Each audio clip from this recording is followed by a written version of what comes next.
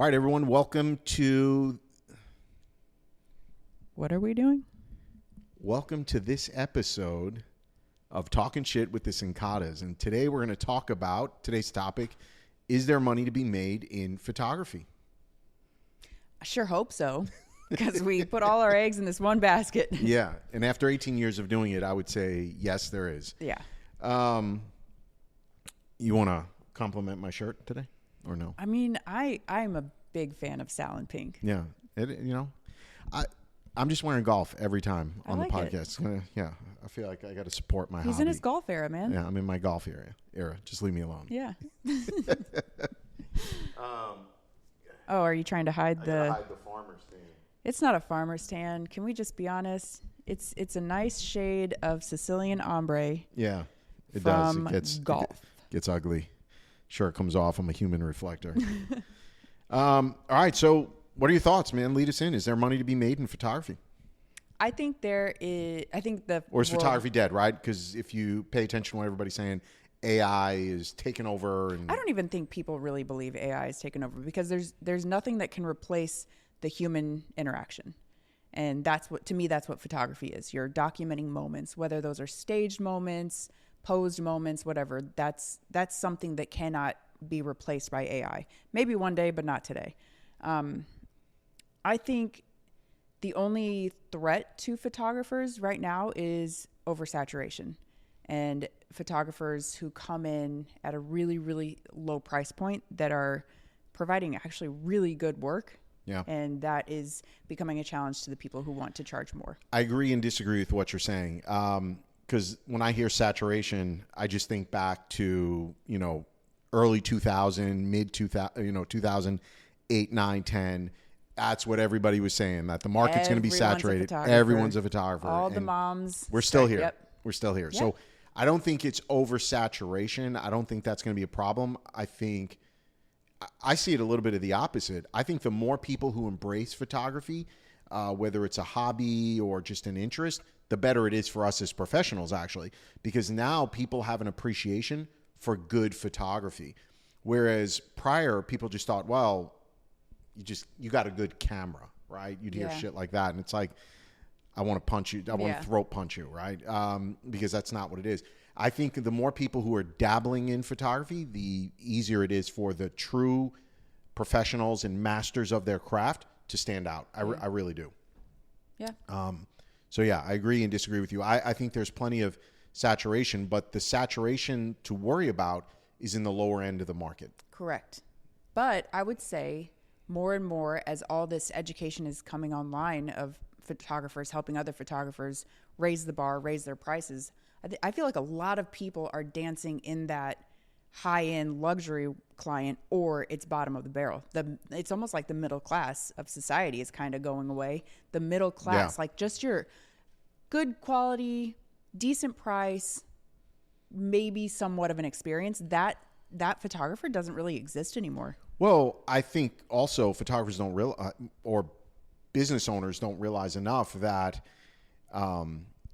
we've had both types of clients. When we started out my career, we were low priced because that's what we thought we had to do. Shooting anything. Really bottom of the barrel, mini sessions, tried all that stuff. And the funny thing is that those clients were more high maintenance than high end clients. High end clients aren't necessarily haggling with you. They either are okay with your price point or they're not. They either see the value in what you're doing or they don't. They're coming to you because they trust you. Right. Like when it comes to picking their pictures for their packages, they're like, you design the album. Right. You know what looks good. It's so right. I love that you're talking about designing wedding albums, because we've got, in the past, we've had clients that, like, they're fucking scrapbooking moms, and they're like trying to put 80 pictures on one page and nitpicking over like the pixel difference between the two. 10 years later, they still don't have their album. Right. And then you've got high-end clients. Right, your sister. I mean, he didn't want to say it. Yeah, well, I didn't have to. You beat me right to it. So if your sister watches this, you're the one who threw her under the bus. Thrown under. But then you've got high-end clients, to your point, who are just like, we trust you. Yeah, right? I just want black leather. You do the rest. Yeah. I think ultimately what that comes down to is, if you want to make money in photography, first thing I would say is stop competing on price. Just throw that out the window. I know for so many photographers, in your head, you're thinking, there's no way. If I raise my prices, I'm not going to book business. And there's things you have to do. You can't just go out there, raise your prices. You have to offer higher end products. You have to, offer higher end service. You have to have a studio space. Kind of hard to charge top dollar and you're working out of your basement. Yeah. So these are all things that happen. I'm not throwing shade at you if that's what you did, because that's how I started. I started in my basement, and then we moved into our location that we have, eventually where we're at today. But the ultimate goal is to become the trusted advisor for clients. It's a different relationship, don't you think? Absolutely.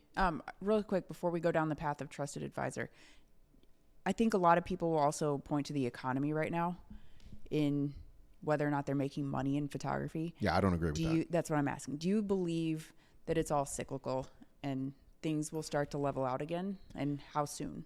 Here's what I know to be true. People with money are not impacted by the economy. So yeah. What about the people who aren't going after the people with money?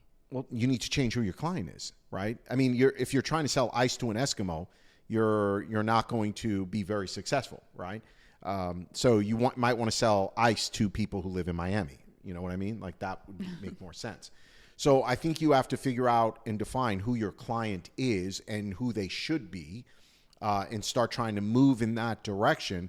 Not overnight, of course, but if you're trying to build a business model selling to people who have no money, that doesn't really seem like a smart thing to do, right? It's like, think about McDonald's, think about Starbucks. Maybe people just don't even know this. Before McDonald's puts a restaurant in a location, they're doing all sorts of demographic research for that area. They're looking at, if you're ever driving down the road and you see those little like rubber strips, Yeah. they're tracking traffic patterns in that area. Restaurants are doing that, or the city, or both, probably. Both. Okay. So, but restaurants will do that. They'll pay a company that'll go in and do that research so that they can say this intersection has 10,000 cars a day that drive through it. Blah blah blah blah blah. I always thought that was tracking like how many people are speeding. Speeding, tracking your speed between the two rubber bumps. No, that's not what that is. That's good old fashioned law enforcement. Okay. I got you doing 45 and a 30. Right. The little rubber thing told me. Yeah. No. So anyway, point is they're doing this research, right? So McDonald's is not going to put a restaurant in a place where they can't sell hamburgers. Right. By contrast, also a lot of people don't realize this, that those processes are expensive. Those tests are expensive. Starbucks had a strategy at one point. I'm not sure if they still do it. And you'll notice this now, wherever you see if you see a McDonald's or if you see a Starbucks, it's not uncommon to see a McDonald's close by. Because Starbucks, instead of running those tests, they go, we know McDonald's does those tests. So if there's a McDonald's there, we know a Starbucks will be successful in that area. It's brilliant. So the point is, again, we should not be trying to sell our product or service to people who cannot afford to buy it. So so the I guess the 80-20 rule is what I'm thinking of, because there are plenty of families who may not have the money for it, but everybody has money for the things that are important to them. Very true. So I obviously subscribe to that. I would say the majority of our brides are not high-end brides, and they find a way to make the money to pay us because photography is important to them. Right. And hold on, reset what you just said, because you just called all our brides not high-end. So No. I'm saying, like, if you were to look at the not typical luxury market. Right. Yes. By the true definition where you're spending $500,000 on a wedding, that is correct. We built an entire career on we're in the Midwest. Yeah. We're not in New York, LA, Chicago. I've always been jealous when I see these weddings pull up and they're like $500,000 on the floral budget. Some of the weddings from Ryan Shimbry, when he posts those, I'm like, the flowers are amazing. I I'm so just jealous. like, I could be in there with an iPhone and make some great images, right? No, we're not discounting him as a photographer. Yeah. Just saying the flowers are amazing. Yes, Ryan, you are talented. What I've noticed is, we're shooting weddings that are in like VFW halls. They got like the flickering battery operated candle lights, and we got to make those look good, right? But we've made a career on that. And to your point, this is what you were saying, is that, we've gone to weddings where they've spent $15,000 on the photography, and I would question if they spent $5,000 on the rest of the wedding. Yep. Right. And it goes back to the point. Everyone has money for the things that are important to them. And that's a marketing play. Mm-hmm. You've got to be marketing to the right people. But if somebody has money to spend, like, think about it like this. I definitely consider us a high-end boutique experience, right? So let's just throw Louis Vuitton, Gucci, Prada.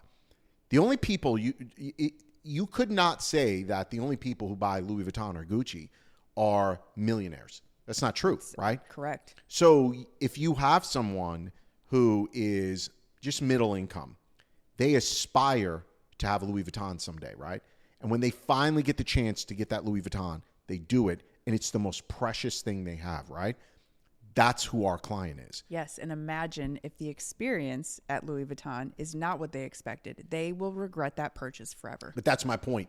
You cannot discount, in the crux of this conversation, you cannot just assume that by lowering my prices, that person will find me. Right.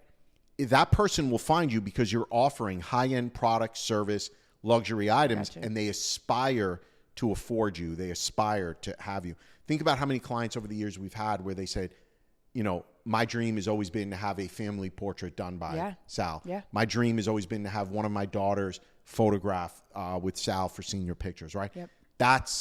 Those are the clients we're searching for. Yep. I don't know that we're ever going to get one of those, you know, $500,000, $1 million weddings. Right. It's not who we market to. And I don't think we'd even enjoy it. No, because then you're just hired help. Yeah. Yeah. We like to have a connection, a friendship with our clients.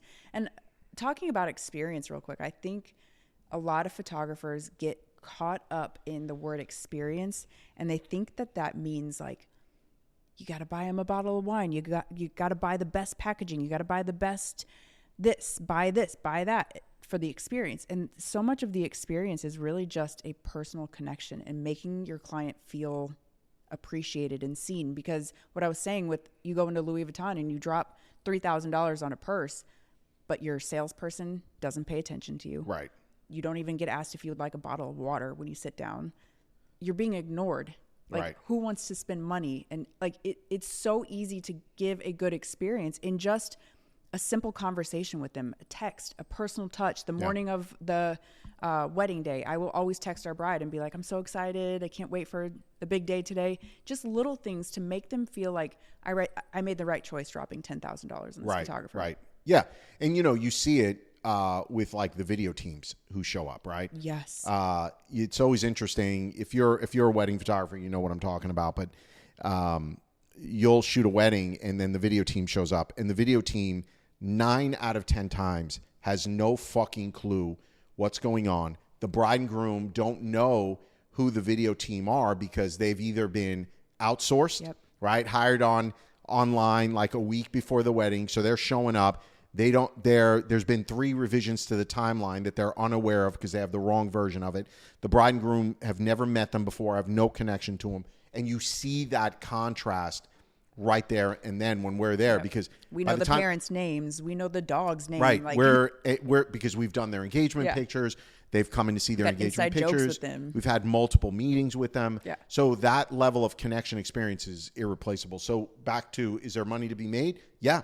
But you've got to do the things that need to be done. You got to do the work, man. This is not a lazy job. Like, you cannot just take a picture. The days of just taking pretty pictures and making a living out of that. Yeah. I mean, that's been gone since. Well, that's transactional. Yes. And you could make money out of that, but you're not going to make good money. Yeah. I want to make good money. These shirts aren't going to buy themselves. That's what I'm saying. You know what I'm saying? So what are some other ways that there are to make money in, you know, photography? Because I think it can be very lucrative. I've always been open talking about that. Our studio was doing 7 figures. We were featured in PPA magazine on our growth. You know, they did a review of our business back in, I don't know, 07, 08, 09 maybe. It was early on, but we were doing 7 figures, and people couldn't wrap their heads around that. How, you know, one photographer, and we had 2 at the time, we're doing that much, but the money's there. It's there to be made, and it still is. And at that time, you were in the 7 figures on just photography alone. Correct. So yeah, we didn't have We didn't have a YouTube channel. We didn't have, Shutterfest, our photography conference.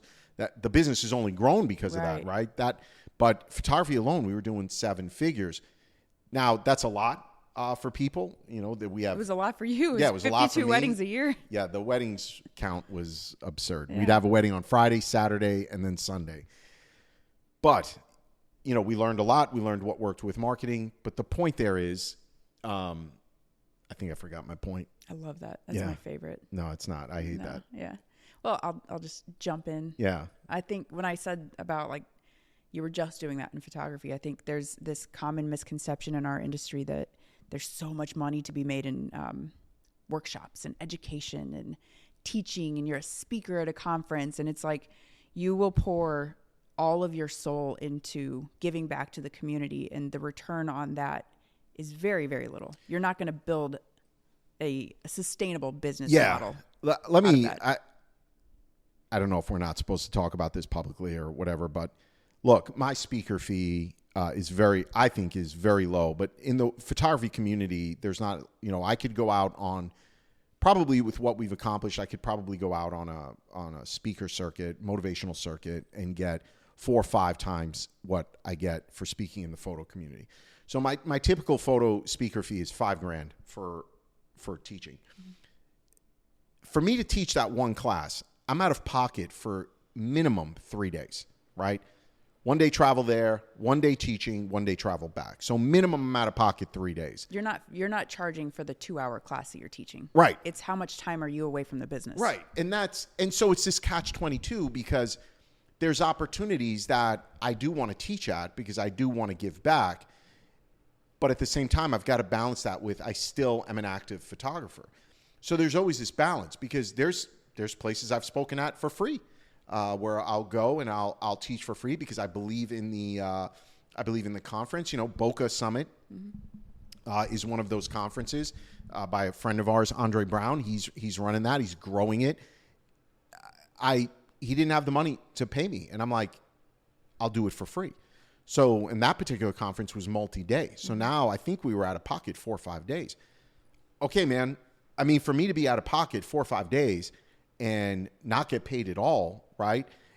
That's crazy. How do I justify that? So when you glamorize teaching, you need to be clear on what you're doing and why you're doing it, because it's definitely not for the money. There's more money to be made in actual photography than there 100%. Is in education per se. Yep.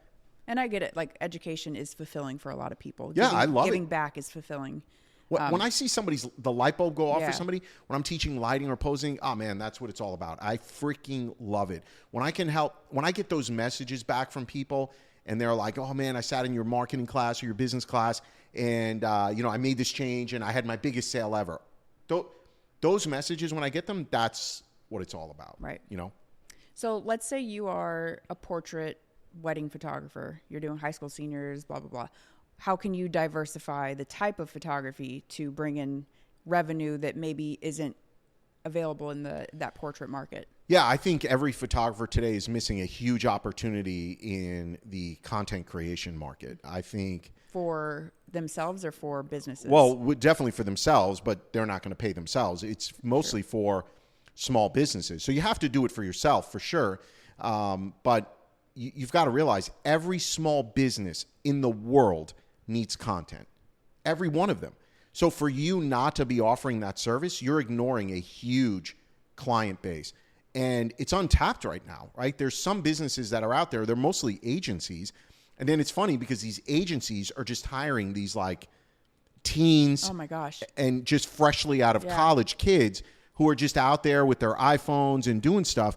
Meanwhile, you have all the knowledge in the world from composition to, lighting and posing. You have all that knowledge. You can sell and position that knowledge to these small businesses. Right. Because if I walk in a room to a small business and I'm like, here's our plan for you. And a 22-year-old walks in and they're like, actually, and then they just start saying shit. Who do you think that business owner? Actually, I'm probably going to go with the kid. No, I don't think so, man. They're gonna resonate, have more trust in me, right back to being the trusted advisor. They're gonna connect with me better. We are just very fortunate that the employees we do have range from millennials to Gen Z. So, we can kind of poke fun at them, and it's actually like, it is so, for us, it is so important to have that age range, because we can tap into, Molly, she's 24. We can ask her these questions because we are so out of touch with Gen Z, right. What they like, what they're drawn to. We had a whole conversation with her and Alicia. They were down here, and I think we were talking about what they are drawn to in social media, right? Advertising, like what would make them want to click on something. Right. It was night and day, right? But just between the two of them, I think Alicia's 32, maybe 33, right. Molly's almost 10 years younger, and then you've got us. All of us are completely different. Yeah. Even between you and me, completely different. And all that does is emphasize the importance of how overwhelmed small businesses are. Yeah. How do you appeal to everybody? Right. Well, this is why there's an opportunity, I think, for photographers. I think creatives can adapt relatively quickly to changing market conditions because we're creative. We can look at what's going on and we can say, okay, we can offer that. Yeah, the lingo might be a little bit different. But like, when do you jump on a trend? And when do you just stay consistent in your own brand, Yeah. I'm not a trend guy. No. But some people see huge success. Like, look at freaking Wendy's. Yeah. Wendy's, that marketing, it was like a marketing person who, she wasn't supposed to be on social media that night, but somebody else, the intern wasn't available that night or something. So she hopped on and somebody was trolling Wendy's and she was like, whatever. And she just had this attitude in her responses, and they've never been the same since. I mean, she completely changed the voice of marketing. Yeah. Well, it's entertaining, right? But I guess that's not really a trend. Yeah. Yeah. It's just their voice now. Yeah. No, I think so. If you're a photographer, you've got all the gear already. Maybe you got to make an investment in some other things like tripods or some lighting. But I think if you want to start making good money and it's start going after content creation for small businesses. How do you price something like that? Like if it's all custom. Yeah. But okay, so let's say there's a hair salon down the street from me and I want to offer monthly content creation. What would you advise a photographer to pitch? I would say, so there's all different ways that we have quoted this out, right? We've got businesses that come in and they're like, hey, we need some, training videos for our staff. We need headshots. We need team shots. That's all. That's going to be custom. There's no package. What you're referring to is, basically a residual model where you can go to a beauty salon and say, look, for $1,000 a month, I will come in 4 hours per month and film 4 reels. Behind the scenes content. So they're content. just doing their own work. You're coming in there and you're just filming as they're working. And you just do your thing, and I will give you this many posts, this many reels per month. You're doing photo video. Right, photo video form. And you price that out, right? Whatever makes sense. But if you came in at like, this is, to me, this is how easy it is. Our focus is more on mid-sized projects. The average project for us is 25 to 50 grand for a company. I like playing in that space. It gives us a lot of latitude. Of course, the money's good, but it gives us a lot of latitude. We don't have capacity to go at these smaller companies and say, for $2,000 a month, we'll do this. Would they hire us? Yes, we would be able to book that business. Yep. But we've got bigger accounts. So if I were in a different place in my career and business, the low-hanging fruit would be that kind of $1,500 to $2,000 or even $3,000 a month. I'd put 3 packages together. I'd say for $1,000 you get this, for $2,000 you get this, for $3,000 you get this. What this is, you've got to figure out how much time is involved, but truly base it on time. Yeah. But one client paying you $2,000 a month is not a lot of money. But this is where the scale comes in. You're only giving them 4 hours a month, right? So and are you knocking that out in one time, or are you going for 1 hour 4 times a week or 4 times a month? I'd probably show up. I'd probably set up my schedule if I were them to show up. Again, it's going to depend on the business. But, if it's a beauty salon, I'd show up once a week for 1 hour. Okay. Right? And do you think the time that you're there matters? Yeah, you work that with the business. It's irrelevant. Okay. There's opportunity there. But my point is, the $2,000 a month that's not good money. The good money is when you get 10 accounts. Right. Now we're talking. Right. So now you got 10 accounts. you're generating $20,000 a month in revenue.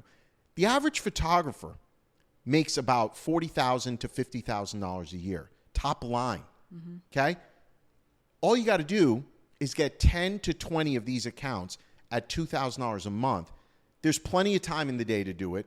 Yeah, you just have to be smart about scheduling. Like, Yeah. you don't take Monday through Friday and you're going to a different place every single day. Take 2 days out of the week. Right. Those 2 days are when you are doing your content creation. Right. The other 3 days is when you're shooting editing or selling. Right. Whatever the. Yeah, you still have to be a photographer on top of it all, right? Well, I don't know, man. If you, I think you'd have a lot of photographers that if they're like, okay, I like Sal's math on this, Yeah. that's $250,000 a Maybe year. you're shooting weddings on the weekend and then during the week Right. you're doing content. And you can outsource some of this stuff, right? Like You can for outsource video the editing. Yeah, the video. The photo editing can be outsourced. The video editing could be outsourced. Because you start realizing that you're making your money listen, if you're sitting at your computer editing pictures, editing video, you have devalued your hourly rate to some ungodly amount. Outsource it. Get rid of it. Every business in the world has staff helping them at some level. Right. And the average photographer can't afford full-time staff, so contract that work out, Yep. right? It just makes sense. So I don't think it makes a whole lot of sense. My time is best spent marketing my business, talking to clients, and of course, shooting, Yeah. right? Whether it's video or photo. And I think that's where the math is. You get 10 or 15 clients paying you $2,000 a month. Dude, that is a lot of freaking money, not to mention you could be doing headshots on the side and Right. all this other stuff. Headshots are such an easy way to bring in cash. Headshots are the fast. gateway drug to this Absolutely. content work. Yeah. Yeah. Yep. People don't realize that. Nope. Like, I'm not excited. When a business calls me and they're like, we need 2 headshots, I'm like, oh, fuck, man. See, Now I'm I gotta- excited about headshots because I'm like, I'm going to sell you on 7. You're going to buy 7, not 1. Well, bingo. That's where the money is, right? And then that person, if they've had a good experience with you, that's the gateway drug for you to start talking to them about content And creation every and time, bigger projects. Exactly. Every time they're in. So they come in for a headshot for 10 minutes. Yeah. The whole 10 minutes we are talking about, what do you do for work? Right. Tell me about your business. Right. And then we're like, oh, idea. And it's not just like we can do content creation. Yeah. We also do websites. We are painting the vision for them. Right. Because people need to be able to see what you can do. Yeah. And your job at that point is sales. Yes. Right. And then after you deliver the headshot, you follow up. Of course. Hey, we'd love to close get it out. together. Yep. Would love to get together with a meeting if you're open to it to talk about some projects together. Because here's the other thing photographers don't realize. You might have a bride who's going to haggle with you about an extra hour of coverage. I promise you, when you're doing more corporate work, it is so much easier to work with them. They either have budget or they don't have budget. And typically these like medium businesses that we're working with, the budget comes from corporate. So the person you're working with, it's not like a personal, I feel bad telling you that I can't afford you. Right. It's like my boss said no. Right. Sorry. Yeah, it's super simple. Very rarely are they ghosting us. Right. It's more like, hey, can you give me a quote? I've got this project. Yeah, it's $25,000. Yeah. And that's out of budget. Right. What? I love that. Yes. What's your budget? Yes. And maybe I that's can work with you. As photographers breaking into this commercial side of things, you, especially as you're getting started, you have to be okay wiggling with your own, what you're willing to do for what they can afford. Yeah. And asking from the get, what kind of budget are you working with? Because I can put something together for you that's $75,000, or I can put something together for you that's $7,500. So tell me what you have available, and then push them a little bit. Yeah, of course. Right. Whatever number they give you, there's usually some wiggle room. There's plenty of projects we've worked on where they gave me a number and I'm like, man, if you can give me 15% more, look what I can do. Yep. Right. And then it's up to them to say no or go figure out where to find the money. Right. But it's a completely different conversation on the commercial work than it is on the, I want to say residential, but no, on the consumer, the general consumer side. Yeah, so portrait. Yeah. Again, if you're a photographer and you want to grow your business right now, I think this is the way to grow it. There's opportunity out there. Go find it. Diversify your portfolio. And this happened to us. We've always dabbled in commercial work, but once COVID hit, we went hard at small businesses that needed help. Right. And that's where now I'm addicted to that. I'd rather be doing that than spending 10, 12 hours on a Saturday. And the work is so different and shooting a wedding. it's so creative. Yeah. Not that portraits aren't creative. It's completely, you're like, here's a book, make it look interesting. It's just a different challenge. Yeah. And it's fun. Yeah. What else?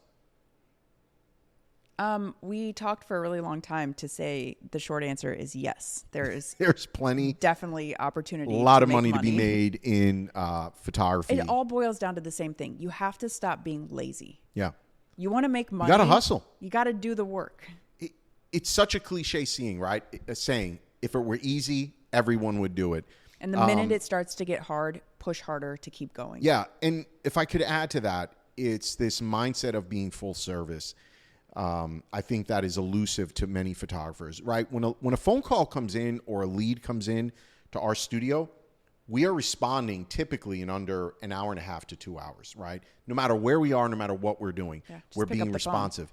It's mind-boggling to me to watch how many photographers will either not get on a phone call, they'll just respond back with an email. Terrified to talk to people.